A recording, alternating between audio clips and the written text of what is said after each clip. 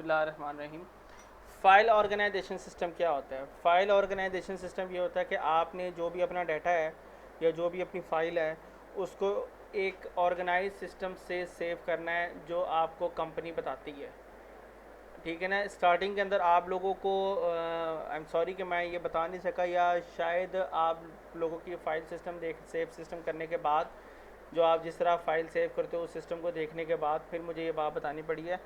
लेकिन basically it's a very good habit कि आपने इसको बनाना है, एक अच्छा हैबिट बनानी है कि आपने अपनी फ़ाइल को हमेशा ऑर्गेनाइज करके रखना है। ठीक है। अच्छा, अब फाइल ऑर्गेनाइजेशन सिस्टम में क्या होता है कि आप एग्जांपल ये है, मेजॉरिटी स्टूडेंट्स क्या करते हैं, यहाँ पर एक फ़ोल्डर बना देते हैं या डेस्कटॉप के अंदर डाटा फेंकना शुरू कर देते हैं। तो ये एक कोई तरीका अच्छा नहीं है। ठीक है। इसके अंदर ये होता है कि आप जब भी किसी चीज़ को डाउनलोड करते हो, आपने कोई रेफरेंस इमेज डाउनलोड किया है, मिसाल के तौर पर रेफरेंस इमेज से क्या मुराद है, रेफरेंस इमेज यानी कि एग्जांपल है कि मैं यहाँ पर आता हूँ, पिंटरेस्ट में आता हूँ और इधर मैं ढूंढता हूँ, फ़र्ज़ करें ओल्ड डोर, या मैं यही देख लेता हूँ कि यार मुझे ये जो है ना ये बटन मुझे अच्छे लगे हैं। ठीक है। अब यहाँ पे मैंने उसके ऊपर क्लिक किया। अच्छा, ये जो मेरे पास जो कर्सर के पास एकदम जो उसकी ओरिजिनल इमेज खुल जाती है ना, ये मेरे पास है हॉवर जूम। एक दफ़ा ये भी देख लें कि हॉवर जूम क्या होता है। आपने क्या करना है, इसको download hover zoom plus for Google Chrome, ये एक अच्छा प्लगइन है, आप लोग यूज़ कर लें। ये आपके पास हॉवर जूम आ जाएगा, आपने हॉवर जूम पे क्लिक करना है और इसके बाद आप इसको ऐड कर लेंगे। यहाँ पर लिखा रहा है रिमूव फ्रॉम गूगल, आपका लिखा होगा ऐड फ्रॉम गूगल। तो इसके बाद आप क्या करेंगे, यहाँ पे क्लिक करेंगे और यहाँ पर आपके पास हॉवर जूम आ जाएगा और आप का ये एक्टिव हो जाएगा। एक दफ़ा ब्राउज़र को आपने बंद करना है और इसके बाद रिस्टार्ट कर देना है। फिर आप किसी भी जगह पे कर्सर सिर्फ लेके आएंगे तो ये आपका इमेज ओपन हो जाएगा। अब आपने उसको सेव करना, आपने सिर्फ एस प्रेस कर देना है और आपका जो इमेज है वो सेव हो जाएगा, बजाय इसको खोलना, उसका यूआरएल में जाना और उसके बाद आप के पास उससे आप बच जाओगे। आपका ओरिजिनल रेजोल्यूशन में ये इमेज ओपन हो जाएगा और ये यहाँ पर आ जाएगा, यानी कि मुझे इसको खोलना नहीं पड़ा, मैंने इसको ओपन नहीं किया। ठीक है। तो ये आपके पास आ गया। अच्छा, अब फ़र्ज़ करें कि मैंने इस फ़ाइल को डाउनलोड किया, मेरे पास एक ये रेफरेंस है। तो अब आपके पास जो एक अच्छी हैबिट होनी है चाहिए कि आपके पास ये रेफरेंस भी सेव होना चाहिए, ताकि कल को अगर आपको याद है कि यार मैंने XYZ गेम पे काम कर रहा था, देन मुझे याद आया उधर मैंने कुछ रेफरेंस डाउनलोड किए थे लेकिन मुझसे वो रेफरेंस डिलीट हो गया। तो फर्स्ट आपने ये करना है कि आपके पास एक कंपनी आपको जब भी डेटा देगी तो आपने क्या करना है, यहाँ पर सब गेम्स का एक फ़ोल्डर बनाना है और इसको आपने कर देना है एंटर। जब आप इसको एंटर कर देंगे तो यहाँ पर आपके पास मेन एक फ़ोल्डर होगा, उसका नाम होगा आपकी गेम का नाम। फ़र्ज़ करें कि मेरे पास मेरी गेम का नाम है या मेरी फ़ाइल का नाम या मेरी ऐप का नाम यहाँ पर है कि चलें रॉकेट कार कर लेते हैं, रॉकेट कार लीग। मैंने अपनी गेम का नाम रखा, गेम का नाम रखने के बाद इसको मैंने किया एंटर। जब मैं उसको एंटर कर दूंगा, एंटर करने के बाद अब मैंने इस गेम के ऊपर काम शुरू करना है। तो यहाँ पर आपके पास एक होना चाहिए रेफरेंस। ठीक है। अब रेफरेंस में क्या आएगा, रेफरेंस में आपके पास ये वाली इमेज आ जाएगी जो मैंने यहाँ पर डाउनलोड की थी। अब जितने रेफरेंस इमेज आपके इस फोल्डर में आने चाहिए इस गेम के रिलेटेड, आपको सबसे बड़ा फ़ायदा ये होगा, आपको सबसे बड़ा फ़ायदा ये होगा कि आपको याद रहेगा कि यार मैंने अपनी जो गेम है कहाँ पे ऑर्गेनाइज़ करके रखी हुई थी, इसका रेफरेंस इमेज यहाँ पे पड़ा हुआ है। कभी कभी एक चीज़ को बार बार यूज़ भी करना पड़ता है। सेकंड, आपने यहाँ पे रखना है आर्ट वर्क। अब आर्ट वर्क के अंदर आपने अपनी फ़ोटोशॉप की मेन फाइल बना के रख लेनी है, जिसे आप प्रोजेक्ट फाइल भी कहते हो। ठीक है। आर्ट वर्क के अंदर क्या होगा, आपकी मेन फ़ोटोशॉप की फ़ाइल होगी, इसके अंदर आपने एडिटिंग करनी है, सारा कुछ आपने ऐड करना है।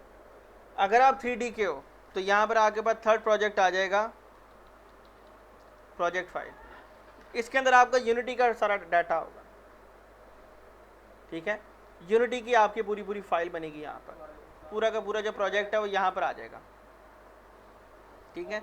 अब आर्ट वर्क के अंदर आपने यहाँ पर एक आपके पास आएगी फोटोशॉप की फाइल एग्जाम्पल। अब ये फोटोशॉप ओपन होता है, फिर मैं आपको बताता हूँ। अब आपके पास क्या हुआ, आपके पास ये गेम, आप फोटोशॉप ओपन हो गया, ठीक है। आपने यहाँ पर एक गेम बनाई, इसका एक गेम का नाम था, बस करें 1280।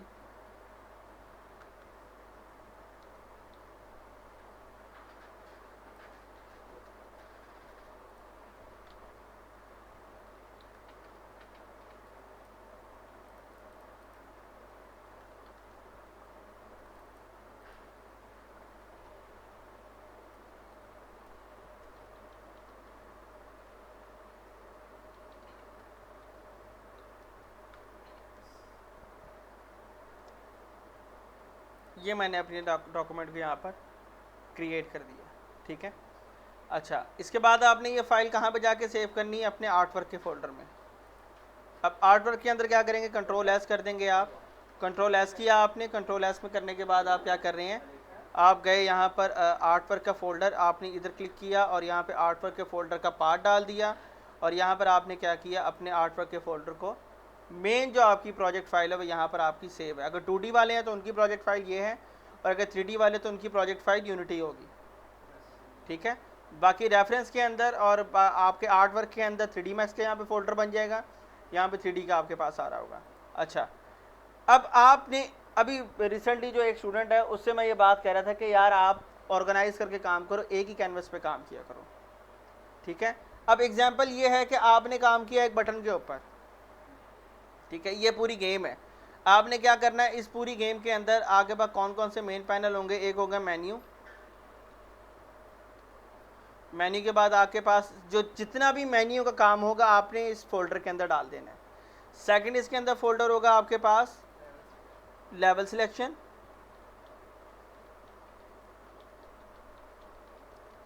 ठीक है। इसके बाद आपके पास होगा यहाँ पे फोल्डर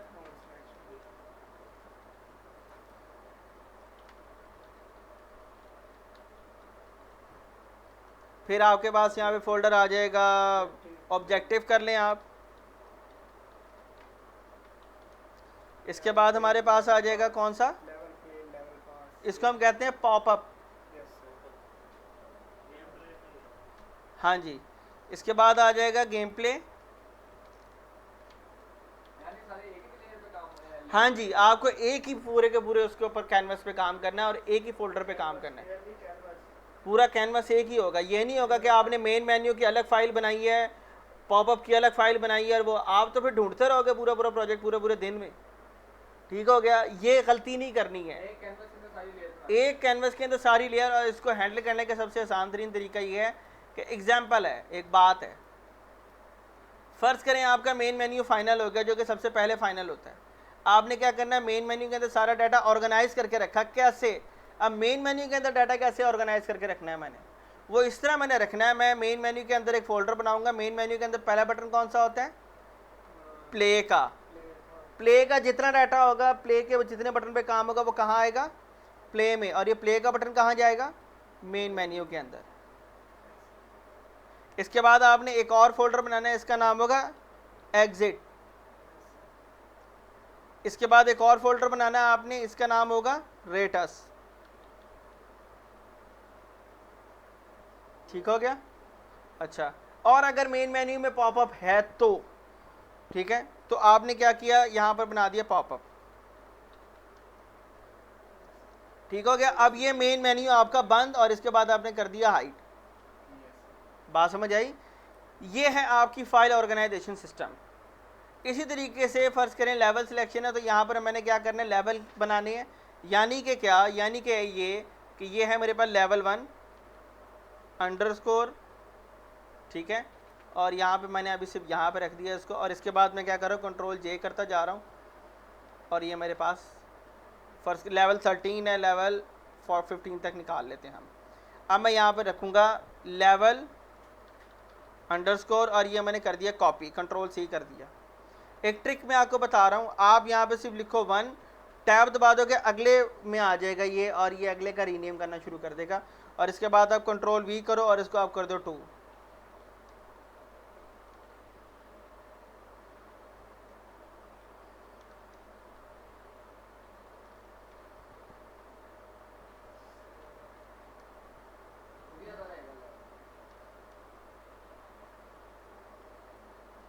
कि मैं टैब प्रेस कर रहा हूँ और अगले पे आ रहा हूँ मैं। इसके अंदर मैंने सिर्फ एडिट किया, यानी कि टैब, मैं दोबारा करता हूँ, टैब कंट्रोल वी, क्योंकि मैंने ऊपर से ऑलरेडी नाम कॉपी किया हुआ था। उसके बाद मैंने क्या किया 10, tab control we 11, tab control we 12।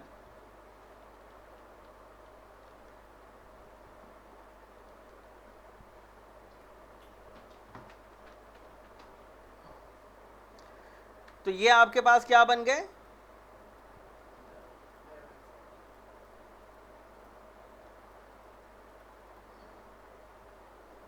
ये आपके पास सारे के सारे लेवल्स आ गए। अब आपने लेवल के ऊपर काम कंप्लीट कर लिया, आपने इसको किया बंद, और अब आप आ जाएंगे यहाँ पर मॉड सिलेक्शन के ऊपर या मॉडल सिलेक्शन के ऊपर, वाट एवर जो भी आपके पास रिक्वायरमेंट है। इसके बाद आप गेम प्ले में आ जाओगे। यहाँ तक बात समझ में आ गई आपको? ये करेंगे तो आपका होगा, और ये डे फर्स्ट से आपकी हैबिट होनी चाहिए। अच्छा, अब आप मुझे ये बताएं कि आपके सामने इस वक्त कौन कौन से फोल्डर नज़र आ रहे हैं,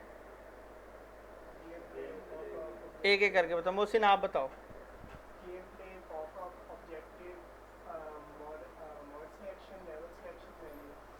आसिम आप बताओ।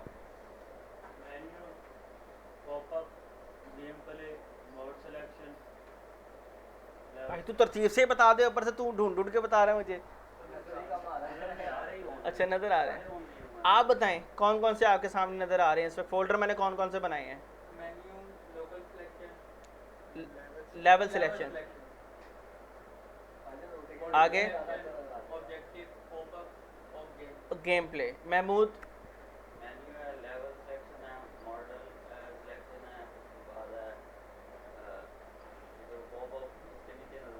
ऑब्जेक्टिव है।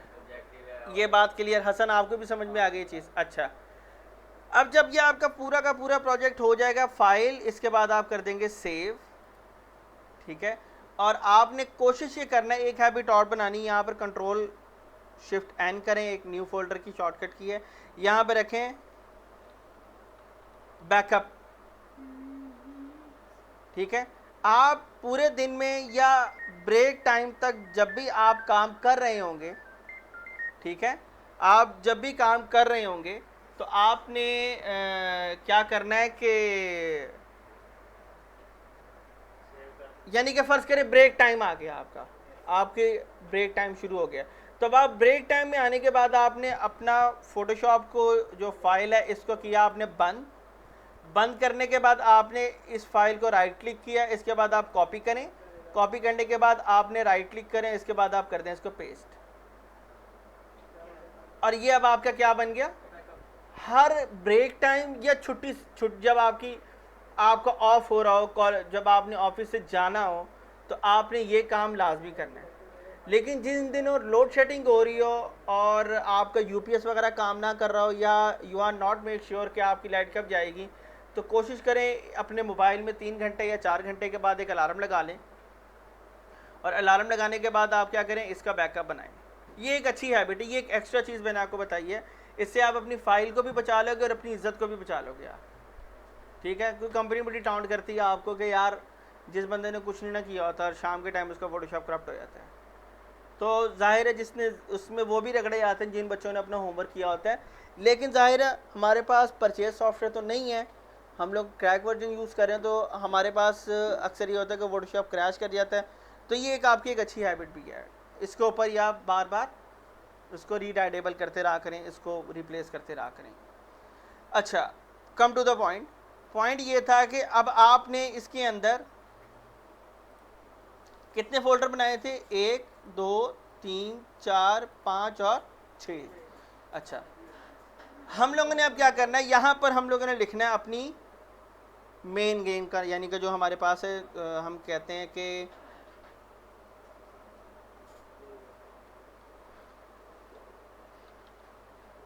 अंडरस्कोर, ठीक है, ये मेरे पास गेम का नाम आ गया, ठीक है। अब यहाँ पर हमारे पास कितने फोल्डर थे बैकएंड पे? 6 थे, 6 थे, ठीक है। तो यहाँ पर हम लोगों ने क्या करना है,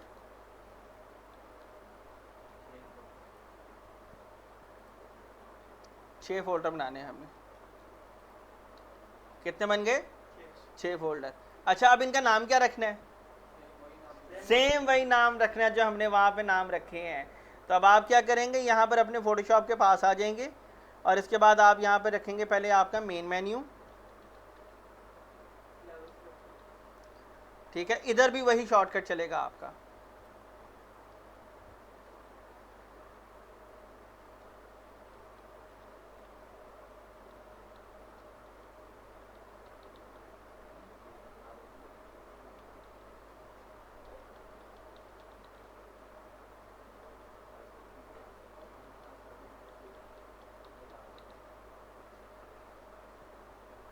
ठीक है।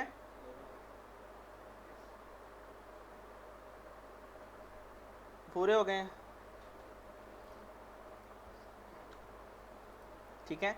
अब आपने जब स्लाइसिंग करनी है या एक्सपोर्ट करवाना है तो आप इन सबको सिलेक्ट करेंगे, राइट क्लिक करेंगे, फोल्डर्स को, सबको नहीं, सारे फोल्डर्स को नहीं, फोल्डर ओपन करना है, उन फोल्डर के अंदर जो डाटा है वो डालना है, राइट क्लिक करेंगे, इसको आप करेंगे quick export as a PNG, यहाँ पे लिखा हुआ है। अब इसके बाद डाटा नहीं है यहाँ पर, मैं खैर डाटा डाल देता हूँ।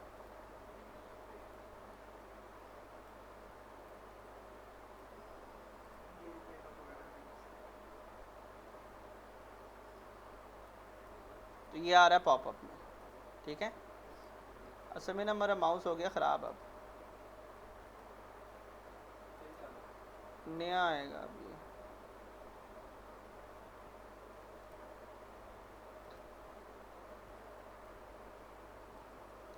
ठीक है, राइट क्लिक करेंगे, quick export as a PNG।